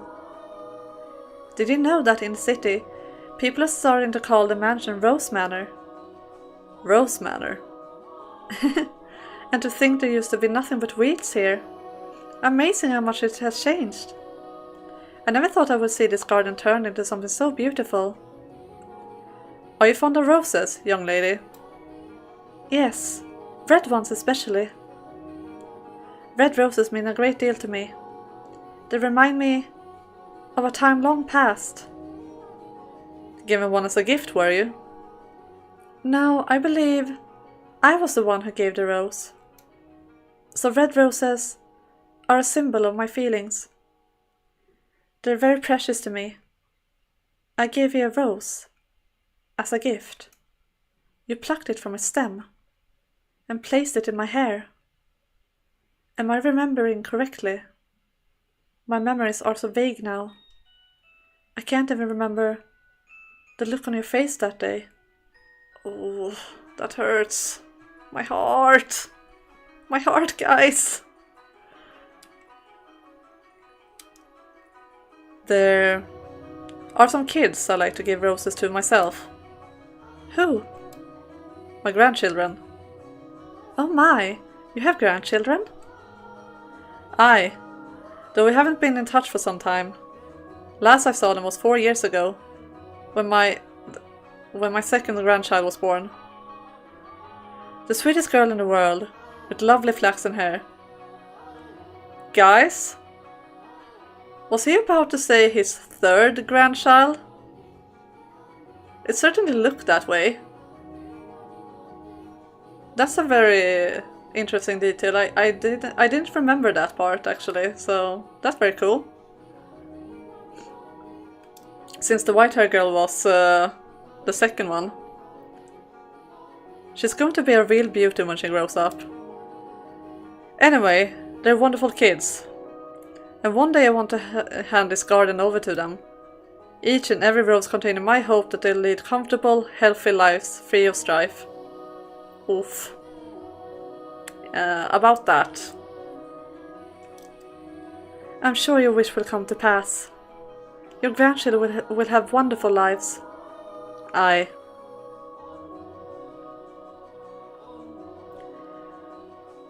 The grief of not having you around still weighed heavily on my mind. But I was slowly approaching contentedness. Life with Hayden was slow and uneventful, peaceful and relaxing. I imagined my heart was seeking anything to alleviate its pain. And I found that in the beautifully remodeled mansion, the garden blooming wildly with roses, and my time with Hayden, I was even beginning to think this life was enough for me, that I would be okay with this being the end, if it meant more of the tranquility I felt. I was, like a coward, considering giving up the fight. Please do forgive me for ever considering such a thing.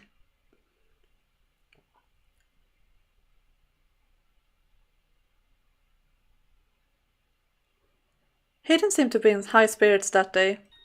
A gift had apparently arrived from his son, who lived far away.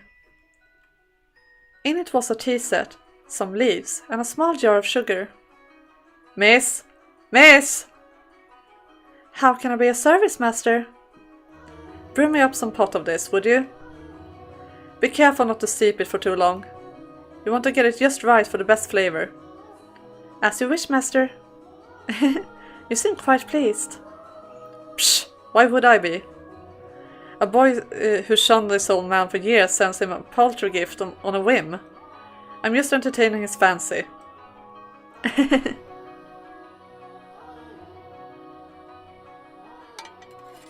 Your tea is ready, master. Ah, what a wonderful smell. Tea and roses are life's best damn spices. Now, let's see what that boy shows for me. If it's no good, I'll be sure to write him an angry letter. He looks so happy. He must really love his family. It's a little bitter. Shall I brew another pot? No, it's not your fault. Must be something in the leaves. Would you like to add some sugar then? There was a small jar of it with the tea set. Now that's some bloody fine sugar is procured. White as snow, and sparkles in the light. He shows it just for you, master. Bloody hell, what demon possessed him? Alright, give me 2 spoons then. Yes, master. Here you are. Ah, splendid. This is some exquisite tea. The sugar balances the bitterness of the leaves perfectly. I guess that boy does have some... Master?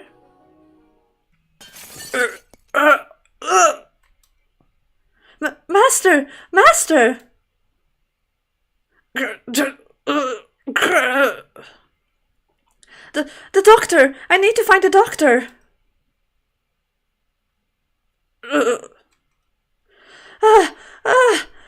Water! Water! I'll get you some water right away.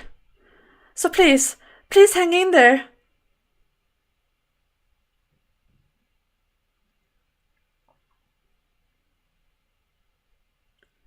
Thanks to the quick treatment provided by his personal physician, Hayden survived.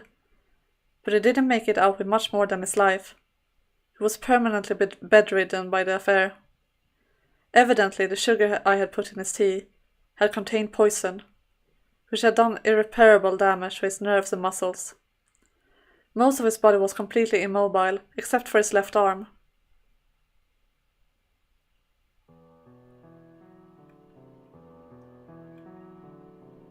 Can I bring you something? Some water? I've had more than my fill of water. You don't need to wait on me hand and foot. Haha, that face says you need to distract yourself by working. Remember what I told you? A noble family servant must always act with elegance and grace. You must always maintain your composure. But how can you expect me to remain composed? If I had only examined the sugar more thoroughly... You never would have noticed, young lady. I examined the sugar and didn't see a bloody thing wrong with it. He was damn crafty, that's for sure. Why would he do this? His inheritance, I presume. Something must have come up, and he needed money quickly.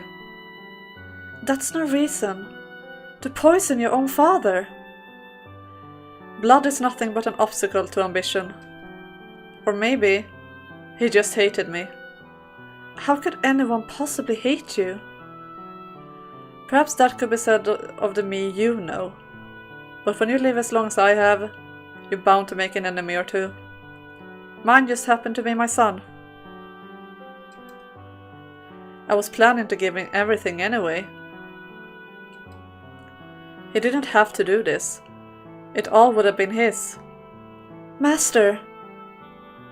Killing me doesn't accomplish anything.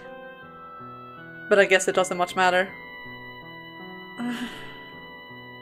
Say, could I ask you something, young lady? What can I do for you? I don't want it to get out that Hayden Rose was poisoned, so could you tell people that I passed away peacefully, with a beautiful nurse tending to my every need? You're not dead yet. Please don't talk like that, you're scaring me. No stammering. But... I'm not saying it will happen immediately, but I am an old man, and one day you wake up and I'll be gone. This is about my own pride, not my son. The last thing I want is to go out with a black spot on my name. Tell me you do this, Giselle. He's never said my name before. As you wish. Thank you. You're a peculiar girl, you know? Sometimes you seem greener than the leaves in the summer, and sometimes you seem like you've seen 12 kinds of hell. And every so often, you seem not of this world. Your skin is pale, your hands as cold as ice. At one point I thought you might be deaf himself. But I was wrong about that. You have too big a heart to be deaf. You care too much. You must be carrying a very heavy cross on your back. What am I supposed to do? I don't want to lose you, Lord Hayden. I don't want to lose this life. You have someone, don't you, young lady? Someone you're dying to meet again. Yes, but... I don't know anymore. I don't know how long I'm supposed to keep waiting. If something doesn't happen soon, I don't think I can hold myself together much longer. I was so close to breaking down. And it was you who kept me on my feet. I'm sure you tried to remain strong plenty of times. So I'll give you some different advice. A trick for when you're losing hold of yourself. Build a cocoon. A cocoon? A sturdy shell to keep your weak inner self safe. This world has no interest in protecting you, only swallowing you whole. So you mustn't readily expose your true self. You build a cocoon, and you play the role you need to play. That way, the real you will remain unharmed. It's not pleasant to hide yourself like that, but it's better than letting the world crush you. But a word of warning, if you spend too long in the cocoon, the real you is liable to disappear forever. You'll be swallowed up by your own protective shell. I hope you find whoever it is, before it's too late. You can also lose yourself. Yeah, exactly. Actually, I think this is kind of good advice, because sometimes you need to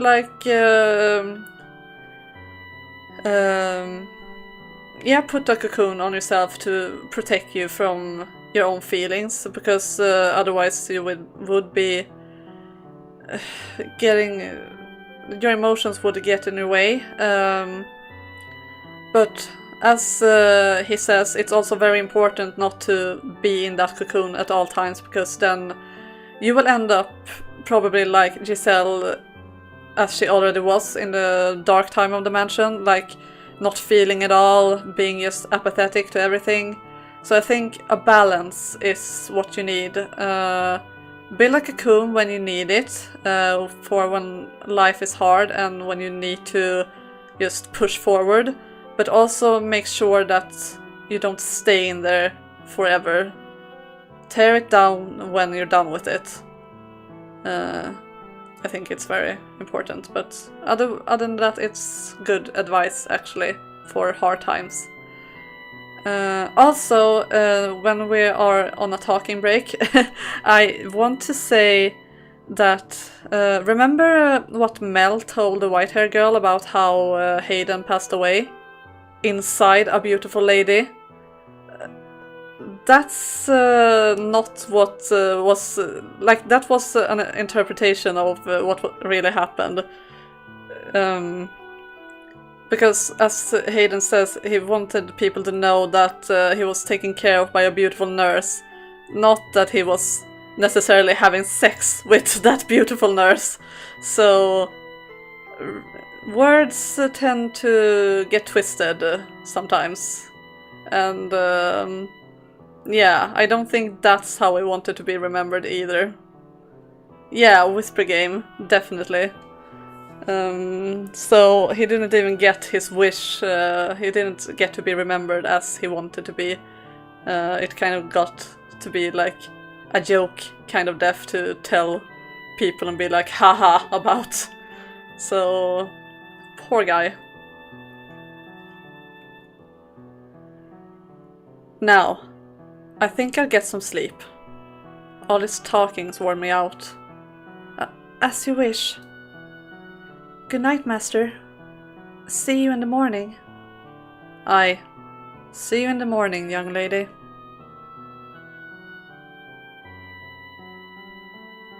The next day, Hayden was dead. He had strangled himself with his left hand. Oof.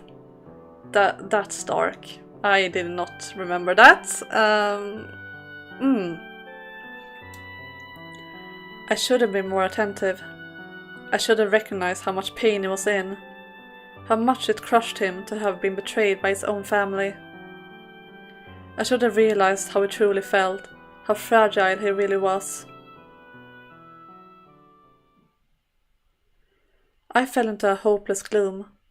I could hardly believe that the quiet life I had finally attained had been shattered in the blink of an eye. Hayden's other servants quickly went their own ways, and I vividly remember the dirty looks they all gave me. Everyone who knew how he had died assumed I had done it. I had no reason to kill him, though. But they had more than enough to believe so, for I had, indeed, been the last person to see him alive, and I held firmly to the story he had asked me to tell. While I was unable to convince the other servants, his family was far more accepting of the story that he had departed for the next world happily, though that did not make the truth any less heartbreaking, especially since I was the only one who knew it. Why does this always have to happen? I was happy, but I can never seem to keep hold of it for more than a flash. Despair always comes marching in to rip it away. What am I doing here? What kind of person were you, Michelle? What kind of person was I? Oh my dear, you look positively miserable. Why should you despair at the death of some strange old geezer? Morgana, was Hayden one of those whom you wish to be reconstructed? Ha! I have no interest in that wrinkled bag of bones. And if he was one of them, do you really think I would have let him go so peacefully? Peaceful?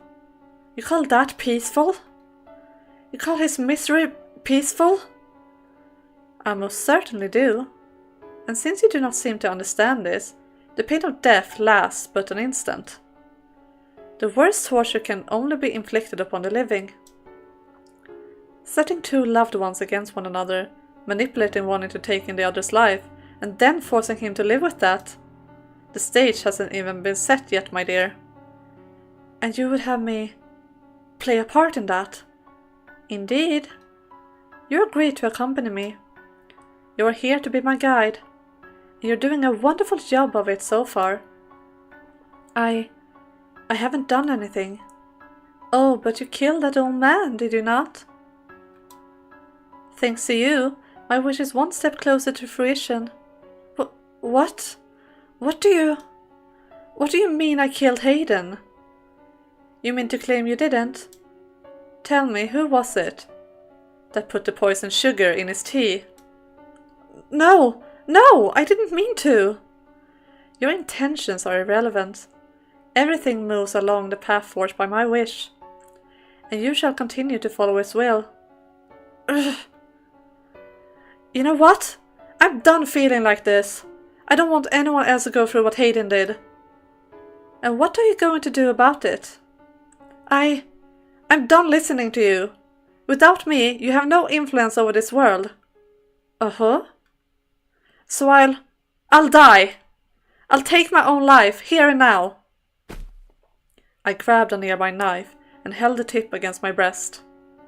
My hands were shaking, my heart pounding. My whole body was racked with terror, but I could have sworn I heard Morgana gasp. This was her one weakness, I thought. What are you thinking? Don't do this, Giselle. Don't be foolish. Put the knife down, right now. I'm done trusting anything you say. Giselle, put the knife down! I miss you so very much, Michelle. I wanted nothing more than to see you again. But if my being Morgana's guide is going to cause other people suffering, then I can't. It's all over, Morgana.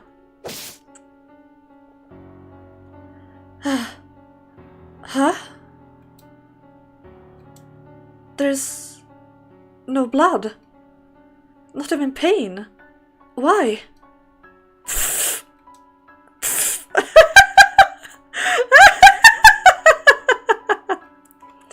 Absolutely brilliant. I told you not to be foolish, but you just wouldn't listen to me. Such a silly girl. I really am.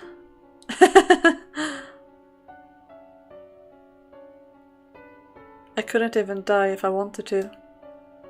Learning that absolutely crushed me. My backup plan, the one escape route I had thought available to me, had been ripped away. My spirit crumbled, and I felt myself sinking into a vast darkness. I began losing my grip on myself. Which is when I recalled Hayden's advice. Build a cocoon. It was the only option I had left, my final chance of protecting myself. Although ultimately, I was unsuccessful in that endeavor, as you know.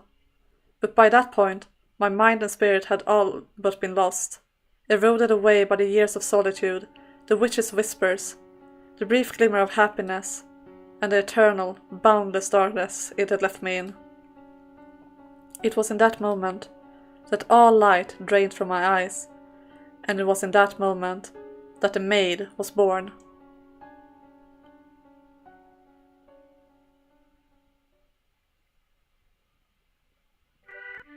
How do you feel, guys? Do you want to keep going for a bit more, or do you want to break it off there? I could keep going for about an hour more if you want to, but then I would really need to have a short break to stand up, go to the bathroom, fill up my water glass. But you decide.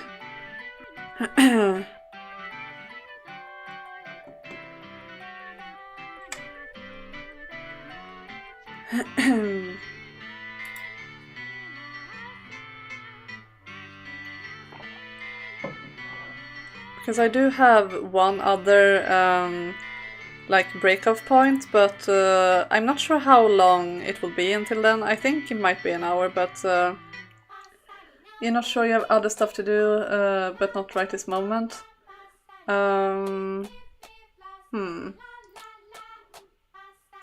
Yeah, but maybe we should take a break here then and keep reading for the rest, because actually I'm not sure how much more it will be, and I think this is a good place to pause it, since now we're getting to door 1 for real. So it would be a quite a good start, and I really think it's a good end, like, oh, this is how the Maid was born. Because if we keep going for another hour, I'm not sure where we will end off, because I can't go for further than that, because I have work tomorrow, I really need to sleep and prepare for work tomorrow as well. So maybe we should pause it here, actually. So yeah, we will continue the Maid's Tale next time then. As sad as it is to pause it, but it's better to break off at a good spot than like in the middle of all excitement, I feel like. So yeah. But yeah, we are going through the Maid's Tale, and it is quite sad and depressing. I mean, the whole game has been very dark and sad and depressing. I say this all the time, but like this one especially feels so bleak. Like even the text bar is in black and white and all that, so you can really feel the depression. I feel like. So yeah, but I really like that it takes its time to tell the Maid story, like, because it is quite a drastic change, since Giselle was always so happy, cheerful. She was the complete opposite of Michelle, like always happy, always smiling. She was like the definition of a colorful person. So for her to be like the Maid that we know, it needs quite a lot for that to happen. And I like that they take the time to really show how the years go on, and how nothing happens, and how she is all alone, and her only company is the witch's whispers that are not very nice. So yeah. The more you think back, remember, and realize how things connect, the worse it gets too. Yeah, definitely. I really like. I love this story from the very beginning when I started it. It was my first visual novel I ever played, and my god, it has set the standard very high for me, to the point I can't really enjoy other visual novels as much. I mean, I do enjoy them, but this is like perfection to me. This is the perfect story. But I really loved it from the first time I read it, and I really enjoyed like the mystery and all of that. But reading it a second time and reading it now, I don't even know which time it is. It's like maybe my fourth or fifth time I have read it a couple of times. It's my favorite story of all time. So, but reading it again and seeing all these little details and how it all connects and how it's all, nothing is left to chance. There's nothing that is not important, which I really like. Like even the most insignificant little thing that someone says is important.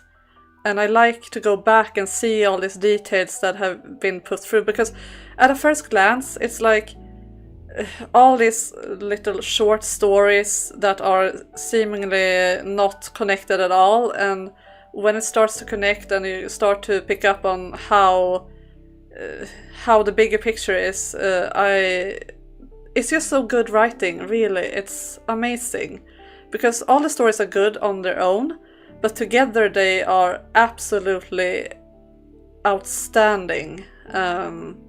It's such good fiction, really, and it's such good writing. And I hope that I can only be half as good as The House in Fata Morgana with my own stories, because it really is simply amazing, I think. But yeah, okay, so it's Wednesday today, so tomorrow I will be playing Bloodborne at 15:15 GMT as usual. And the next The House in Fata Morgana stream will be on Monday at 15:15 GMT. And I will also put up my schedule on Sunday as always, so you can find it there on the community tab or on my Instagram. But yeah, thank you so much for watching, guys. It was nice hanging with you. I wish you all a nice evening, and I will hopefully see you guys tomorrow. Bye, guys!